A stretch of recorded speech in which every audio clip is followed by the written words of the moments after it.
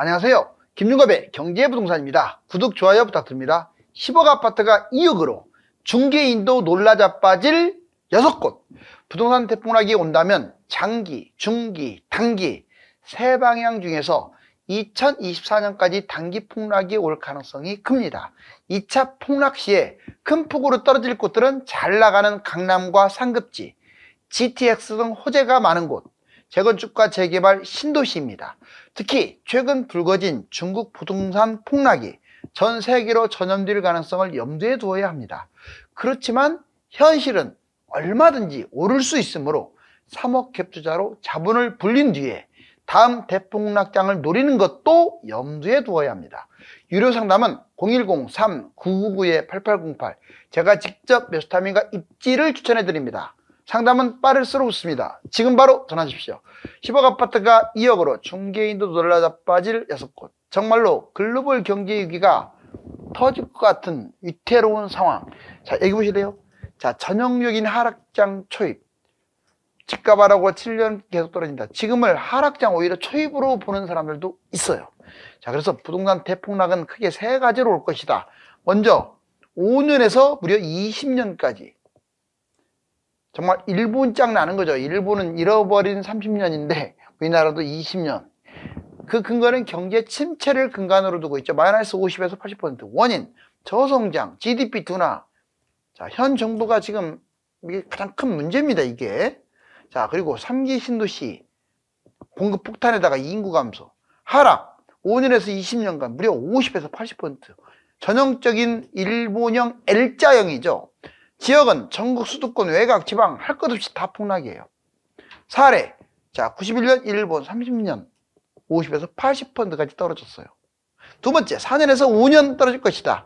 대충 40에서 70%가 폭락합니다. 원인, 세계 침체, 고금리 이게 지속되고 3기 신도시의 물량 폭탄, 하락 4에서 5년 무려 이렇게 떨어져도 40에서 70%나 떨어져요. U자형 하락이거나 더블딥, 이게 W자형 폭락이거나. 자, 지역, 전국 대부분 광역 지방 전체가 다 휘청거릴 거예요. 사례, 08년 미국발 금융위기 때 W자형이었죠. 경기 지방 10년 동안 안 뛴 적도 있어요. 이거 다 사례가 있잖아요. 이번에는 2년에서 3년 약 30에서 60% 정도 폭락합니다. 자, 원인, 집값 폭등 후에 거품 붕괴, 3기 신도시 공급 폭탄, 하락 2, 3년인데 30에서 60% 떨어져요. 그래서 V자형 상승을 할 것이다. V자형 반등은요, 자, 올해도 이제 하반기부터 떨어져서 내년까지 떨어진 다음에 내년 가을이나 올라갈 것이다. 이게 V자형이에요. 그래도 제일 먼저 올라가는 거네요. 예, 원래는 진짜 V자형은 지금 막 폭등하는 건데 하락을 기준으로 잡았을 때, 자, 지역, 경기 대부분, 광역시, 지방 전체, 이제 서울이 빠집니다. 만약 단기 폭락을 하게 되면 서울은 그렇게 많이 안 빠질 것 같아요. 사례, 97년 한국 IMF 때 V자 반등했어요. 2003에서 2005년 이때도 V자 반등했어요. 두 번이나 사례가 있죠. 자, 이번에 2차 폭락 온다면 많이 떨어질 곳들이 어딜까요? 16억 아파트 12억 됐다. GTX로 뜬 아파트들이 비명을 지르고 실제로 얼마 전에 막 엄청나게 떨어졌잖아요. 2차 폭락이 온다면, 또 온다면, 자, 얼마 전에 떨어졌던 곳들 또 떨어집니다. 상급지가 폭락할 거예요. 비싼 곳이 많이 떨어진다 이렇게 알아두시면 돼요. 호재로 많이 뛴 곳들, 새 아파트들 많이 떨어진다 알아두시면 돼요. 볼까요? 자, 강남 신도시 지방의 명품 똘똘이들이 제일 많이 빠져요. 그 다음에 상승장에 가격이 많이 오른 명품 아파트들, 고분양가, 입지에 비해서 비싼 곳이 더 많이 떨어지겠죠. 자, GTX 등 호재, 자, GTX 거품이 붕괴되는 거죠. GTX, SRT, 전철 등 호재로 폭등한 곳은 폭락. 대기업이라든가 스타필드 이렇게 이런 것들 때문에 많이 거품이 낀 곳들 폭락. 하락장에는 이 호재 개통 시점에 더 많이 떨어져 버려요. 그러니까 호재가 개통을 해요. 호재가 이미 이제 실현이 돼. 이제 뛰어야 하는데 하락장에는 더 떨어진다. 왜? 거품이 세기 때문에. 재건축 재개발 신도시도 위험하죠. 재건축 재개발 새 아파트 기대로 많이 올랐을 거 아니에요. 자, 2차 하락 때 더 떨어진다. 신도시 후광으로 폭등했는데 하락장의 폭락. 자, 분양 볼까요? 고분양가, 미분양 이런 것들은 분양가 아래로 추락합니다. 자, 이번에 이런 사람이 잡아야 바닥장이에요. 지금 아직까지는 이 사람들이 대거 잡지는 않아요. 그런데 좀 신경 쓰일 것은 이 사람들이 잡는 수가 늘어나고 있습니다. 생각보다 많이 늘어났어요, 거래량. 자, 일단 이런 사람이 잡아야 바닥장. 2030이 매입한다. 부동산 핵심 주체로 지금 떠올랐죠. 실제로 이 사람들 많이 늘어나고 있어요. 다주택자들도 매입해야 한다. 매도보다 매입 증가. 지금 실제로 다주택자들 파는 것보다 사는 게 더 늘어났어요.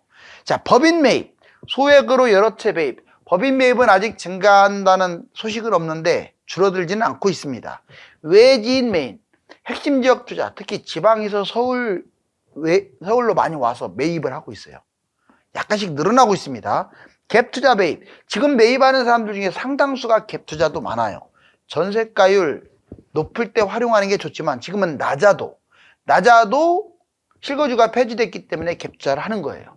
부자들도 매입해야 집값이 뛰는데 강남이 뛴다는 것은 부자들이 뛰어들었다는 거예요. 임대주택 사업은 아직 활성화되지는 않았습니다. 자, 그런데 여러분들 어떻게 생각합니까? 이런 사람들이 매입하면 집값이 뜁니다.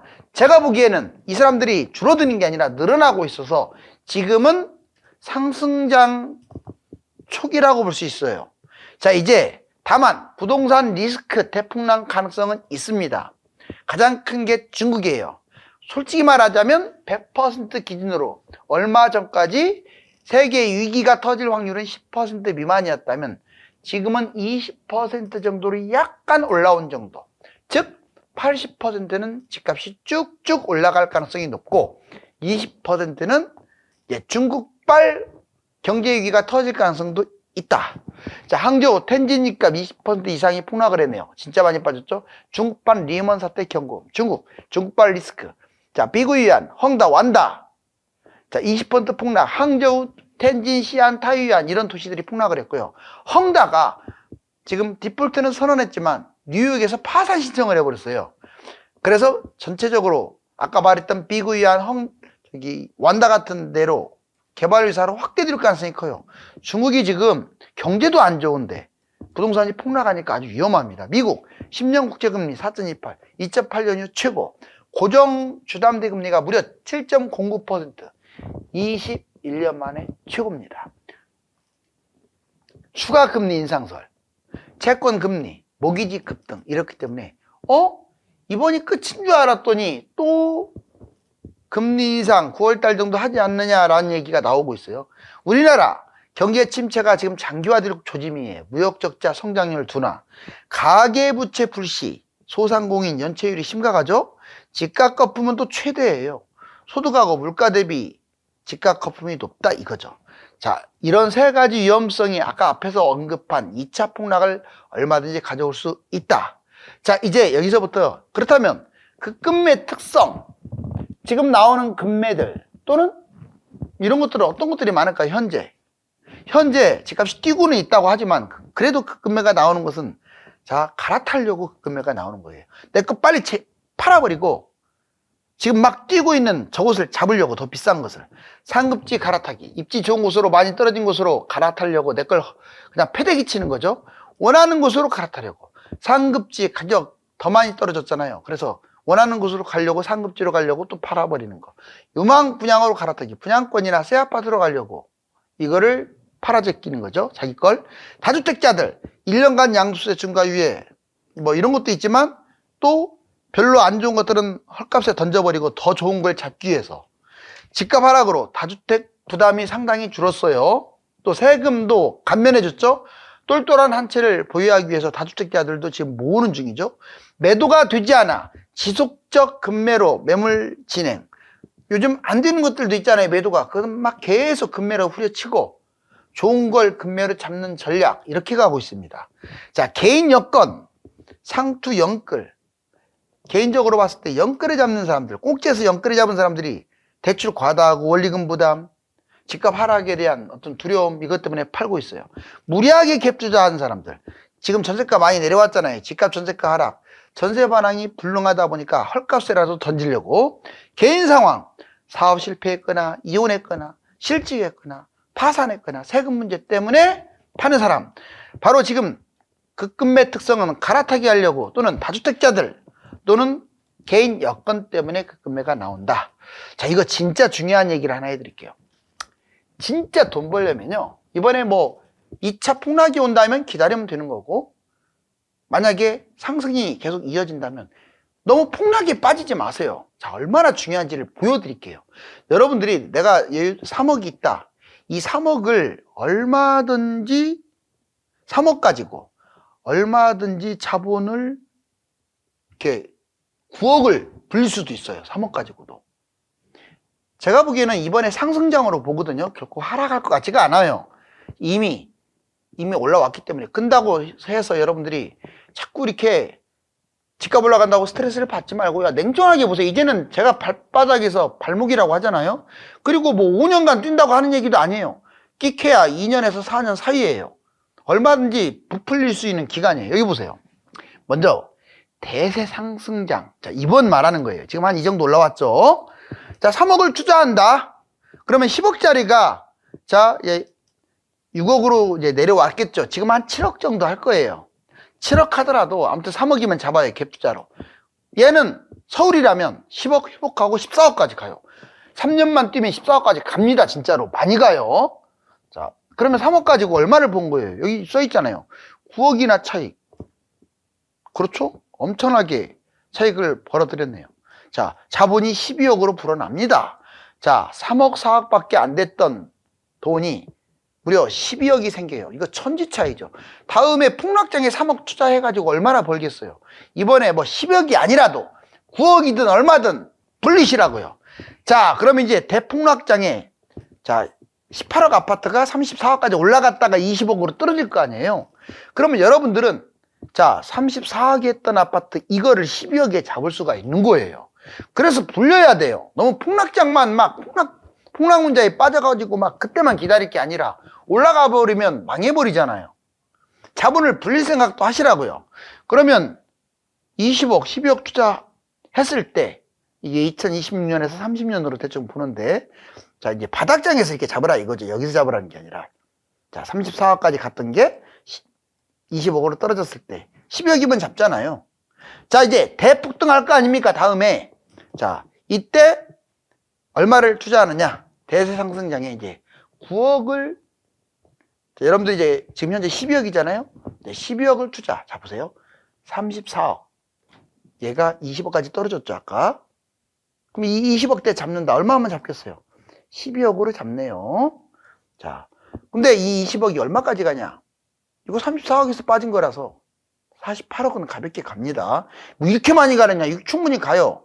여러분들 지금 48억 간 거 예전에 10억짜리가 48억 간 거예요. 12억짜리가 20억이 가는 건데 2030년에서 35년 연도는 다 맞는다고 할 수 없어요. 정리하면 여러분들이 이때 3억밖에 없다면 이런 걸 어떻게 잡아요? 대폭락을 했어도 이렇게까지 못 먹어요. 28억씩 차익을 챙기는 게 아니라 끼케야 한 10억이나 챙기거나 뭐 8억이나 챙기거나 이렇게 하게 못하겠죠. 그런데 이번에 투자를 했기 때문에 불리고 하락장 기다렸다가 또 불리고 했기 때문에 이렇게 많이 버는 거예요. 물론 꼭 이대로 간다는 보장은 없지만 확률이 아주 높잖아요. 자, 그래서 어느 폭등론, 폭락론에 너무 심취하지 마세요. 서울에서 테마별로 주목. 그러면 아무거나 잡지 마세요. 제가 지금 찝어드리잖아요. 이 6가지 중에서 하나 잡으시라고. 자, 나는 외곽밖에 못 잡는다 하면 외곽의 핵심을 잡으세요. 제가 보기에는 외곽에서 좋은 곳들 가르쳐 줄게요. 관악구 좋아요. 그 다음에 구로구도 괜찮습니다. 서대문구 새 아파트가 많아서 좋고, 노원구는요 이게 3만 가구 창동까지 해가지고 도봉구 창동까지 해서 아주 엄청난 도심 속의 신도시 재건축이 많아서. 다만 노원구의 약점은 지금 갭이 너무 많이 들어가요. 돈이. 이 중에서 고르면 되겠고, 강남의 핵심 지역, 나는 내 돈으로 비슷하게 투자할 거라면 웬만하면 이쪽으로 가세요. 한강라인, 반포, 잠원, 압구정, 청담, 삼성, 뭐 송파구, 잠실 이런데 이쪽으로만 가세요. 웬만하면 그 남쪽으로 가지 말고 테헤란로. 이해가셨어요? 한강 라인이 돈을 벌게 해줘요. 세 번째, 한강의 핵심 지역. 이번에는 강북의 한강의 핵심 지역. 한남, 옥수, 성수. 여기가 돈밭입니다. 특히 성수동. 알았어요? 압구정하고 쌍벽을 이루잖아요. 여기에 못 가면 근처로 가세요. 근처 가까운데 한 2km 이내로. 이번에 재건축 핵심 지역. 가급적이면 그냥 뻔한 것보다 재건축이 낫죠. 강남, 용산, 여의도, 목동. 이번에 미래 입지의 최고 지역. 미래 입지에서 좀 입지 상승이 기대가 되는 게 1번 타자가 성동, 2번 타자가 광진, 3번 타자가 동작, 4번 타자가 마포. 왜냐? 강남에서 가까운 성동, 송파에서 가까운 광진. 자, 이번에 교통의 핵심 지역, 서울의 교통이 다 모인 곳들이 어딘지 알려드릴게요. 수서입니다. 강남은 수서. 그 다음에 자, 서울역이에요. 서울역에도 많이 모이고, 왕십리가 교통의 메카예요. 역시 또 그 위쪽에 있는 청량리, 메카입니다. 잊지 마세요. 자, 이제 부동산 상승장 확실할까? 이번에 확실할까요? 자, 제가 보기에는 집값 바닥 찍고 오르나, 아파트 매매가 전세가 상승폭 확대. 아까 처음에는 폭락했을 때 대비책. 이번에는 저는 상승이라고 줄기차게 얘기했습니다. 상승장일 때 대비책을 다 알려드리고 있어요. 자, 부동산 상승. 하반기 상승은 이렇게 보입니다. 이미 부동산 서울이 지금 13주째 올랐고요. 전국도 4주째 뛰고 있는데 한 번 올라가면 경제위기 터지지 않는 한은 계속 올라가요. 그 다음에 KB 부동산도 그렇게 폭락한다고 이렇게 해서 제가 비판을 많이 했죠. KB 부동산. 결국 상승 전환 시켜놨네요. 진짜 늦어요. KB. 한 서너 달 늦는 것 같아요. 이거 시스템 바꿔야지. 안 바꾸면 욕 바가지로 먹는 게 아니라 이거 지금 대출을 해주는 기관인데 대출을 해주는 기관이 이렇게 틀려서야 되겠어요? 자, 하반기 3년간 상승. 제 생각은 3년 정도 뛰지 않을까. 상승폭이 점차 확대될 가능성이 커요. 겨울로 갈수록. 집값 상승이요. 해외 집값, 해외 주가, 금리 인하 이런 것들이 지금 해외적인 여건이 좋아져서 그래요. 물론 최근에 중국발 문제가 터져서 좀 한번 시끄럽다가 다시 또 갈 것 같아요. 지표 상승, 실거래, 분양, 심리, 거래량 한번 물어볼게요. 자, 지금 모든 지표, 심지어는 전세까지 나빠지고 있습니까? 좋아지고 있습니까? 지금 압도적으로 좋아지고 있어요. 심리는 이미 상당히 뜨거워요. 풍부한 유동성, 돈을 너무 찍어내서 통화량, 유동성, 대기 수요도 많아요. 생각보다. 부동산 대처. 자, 무주택자들은 지금 상승 시작이니까 급매를 잡으세요. 그리고 가점 좋은 사람들만 청약을 병행하세요. 1주택자, 상급지 뚫뚫한 아파트 갈아타거나 또는 추가적으로 매입하거나. 알았어요? 투자자들은 본인 거 추가적 매입 또는 자녀 유망지역 갭투자 잊지 마시고, 자, 지금은 이제 인내심과 결단력 둘 다 필요할 때입니다. 집값이 오르고 떨어지는 것을 학수고대 하기보다는 가장 현실성이 높은 것을 택해서 자본금을 불리거나 때를 기다려야 합니다. 폭등 폭락에 푹 빠지지 말라는 것입니다. 감사합니다.